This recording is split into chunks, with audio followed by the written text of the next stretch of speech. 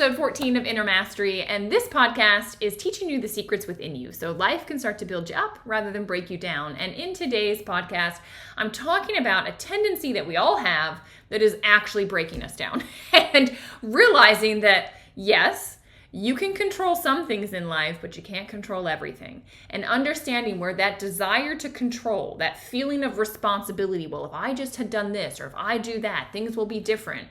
Number one, it's leading to a lot of stress. And number two, it is just a waste of your life force energy, right? We have so much. Think about that jar of money. Are you spending it uselessly on things that you actually cannot make an impact on? And then you've got everything depleted, so your own being doesn't have the life force, or are you being smart about where you're spending it? And my hope is that this show will help enlighten you on some dynamics within your family and the loved ones that are around you that are probably causing you to bleed some money unnecessarily. Now, if you have not already, whatever platform you're listening to the audio on, please give this a 5-star review. If you're listening on YouTube, like the video, subscribe to the channel, click the bell for notifications so you are aware when new episodes are uploaded. And of course, share this with a friend, spread the word. I appreciate all of you. Enjoy.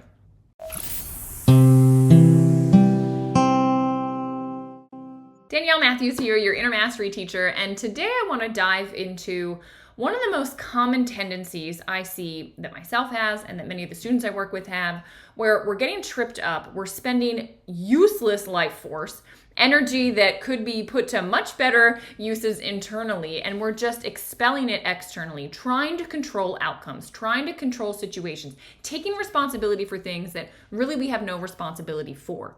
In Inner Mastery, on these shows, what I want to do is kind of point out for you these tendencies, these dynamics of the ego mind that cause us to get stuck. And one of the biggest things is thinking that we have control over everything that happens in life. And I think sort of if you step back, you would say, no, Danielle, I understand that I don't have control over everything, but I would put forth that you act like you do. And you have the tendency to think that when I succeed, oh, it's because of what I did. It's because of my hard work. It's because of what I learned. It's because of all the hours I put in, blah, blah, blah. And when you don't succeed, our tendency, true or not true, our tendency is to go, well, I just need to work harder. I just need to learn a little bit more. I just need to do a little bit more. I need to hire a coach. I need to X, Y, Z so that I can succeed, because we believe that we're in control of the success and we are responsible for the failures.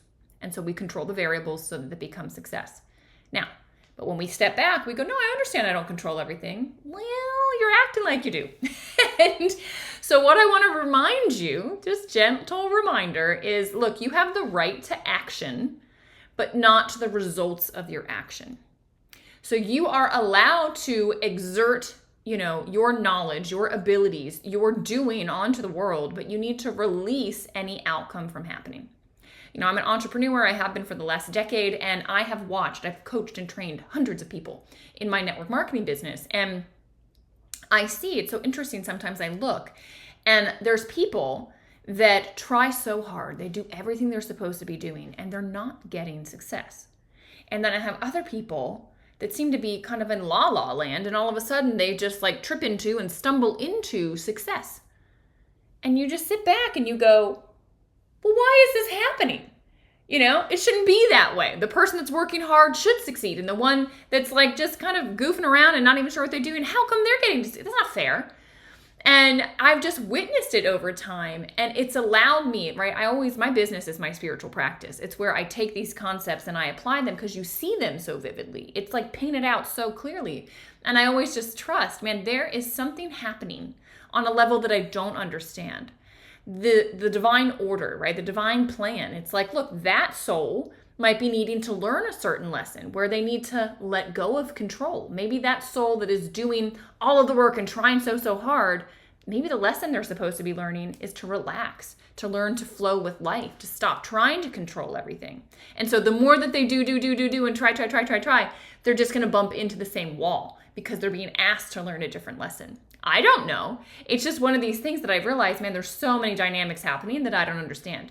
They have the right to their action, but not to the result of it. And the person that just fell into it, well, maybe they're supposed to be learning a totally different lesson, right? That they actually are worthy, And so maybe they stumble into this and then they don't even, capitalize on it. They still walk away. And it's because they haven't felt the worth, even though here, it's like life is showing you are worthy. Here you go. And they're not seeing it. So we never know what's going on, right? The lessons we're supposed to be learning. And so that's why it's really important, right? There are layers of unconsciousness that we have to break out of. And there's layers of consciousness that we need to become more and more aware of. And so every opportunity in life that is presented through interactions with people, through dynamics in your business, in your professional life, with your children, with your spouse, whatever it might be, everything is always helping to reveal lessons, things you're supposed to know, places where you're acting unconsciously, unaware. And this ability or desire to control things, I would put forth as one of the places that most people are operating unconsciously.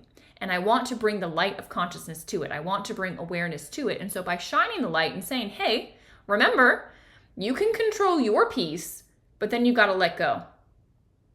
You have the right to action, not to results. You can control your piece of anything, and then you need to let go. You lead the horse to the water, you can't make him drink. You have to remember this. These are the things that over time we kind of know, but then when it comes into practice in our own life, we forget and we cause stress.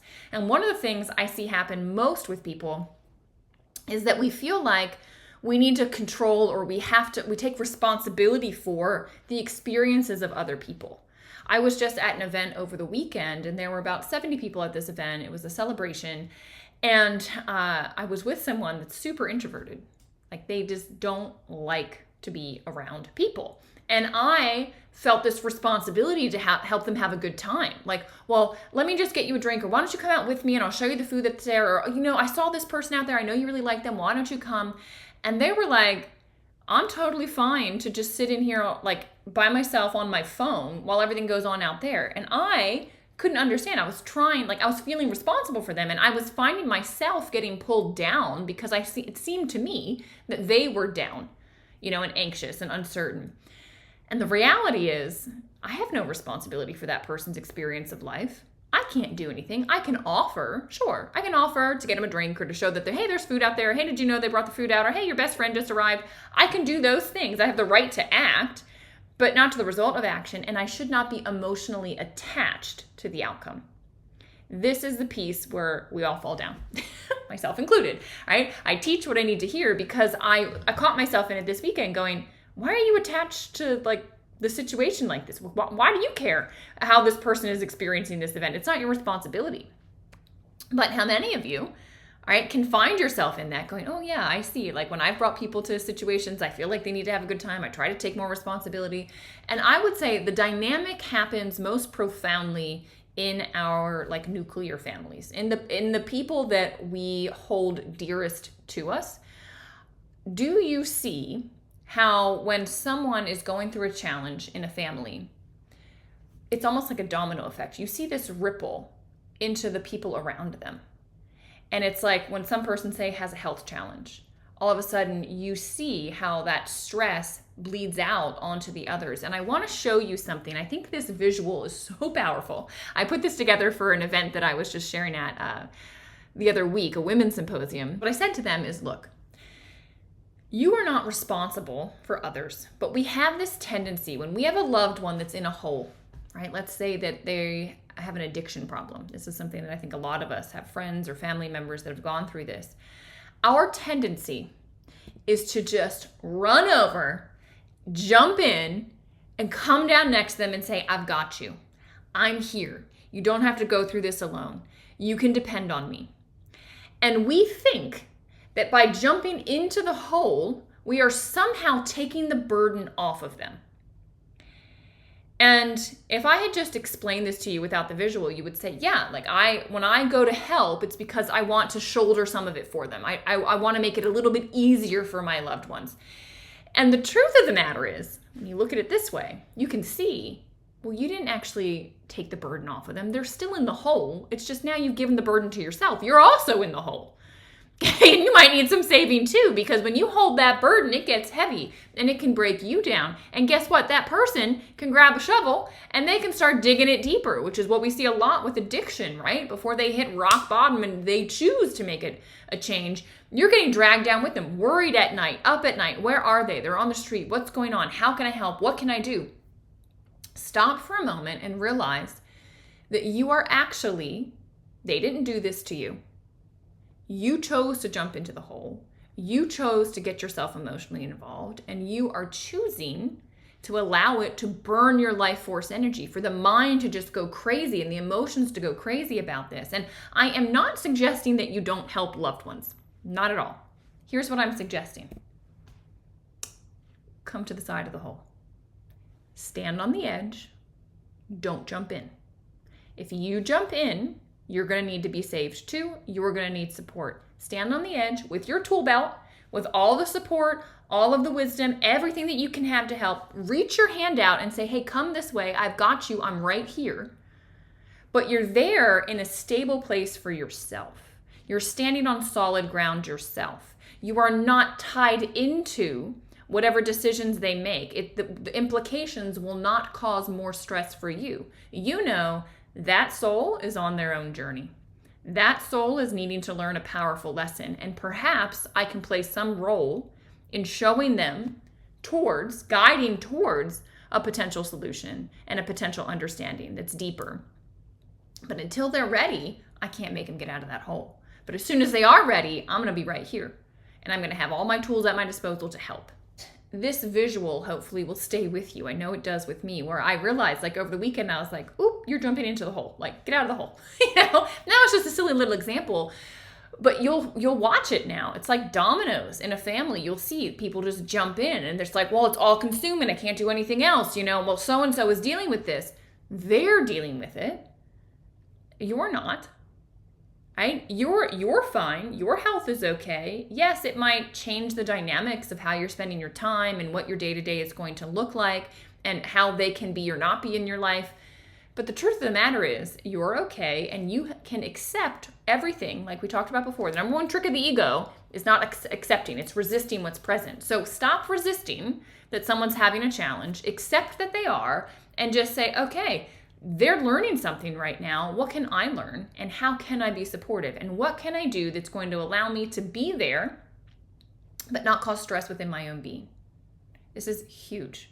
I see a lot of women getting into this because they feel like, well, I'm the nurturer. I'm the one that's supposed to help. I'm the one that's there for my family. I'm the one that's always counted on for my friends. I'm the confidant.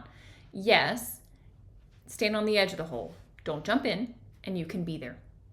All right, it's really, really, really important that you understand this. If you want to start to liberate yourself, when you can understand and master your inner world so you can create peace internally no matter what the situation is externally, this is when you are liberated. You are free. Your conscious awareness is just there. You're not getting pulled into, the drama of the ego mind. Understand, there are things bigger than you at play. There are things happening that you don't understand why they're happening and flowing in the way that they need to for everyone's development, right? Everything is happening. Every situation, every interaction, the loss of health, the loss of a loved one, everything. It is happening for your own and their own conscious level of awareness to increase. And we have to go through challenges in order to see our unconsciousness, right? And because of our unconsciousness, we get into more and more challenges. And it's like, finally, eventually, you will have this realization and you'll start to see it first within yourself. You'll recognize it in other people. And all you can do is have compassion, right? When people are acting through their unconsciousness, you don't even have to forgive them. You just have to see the truth of what's going on and not get triggered by it and stay with a deeper level of awareness. That's a conversation for another time. But I hope this was insightful. And if you have questions, of course, put it in the comments or email me directly, discoverintention@gmail.com. I absolutely love the community that we're building here and appreciate that you're a part of it. Have a beautiful day.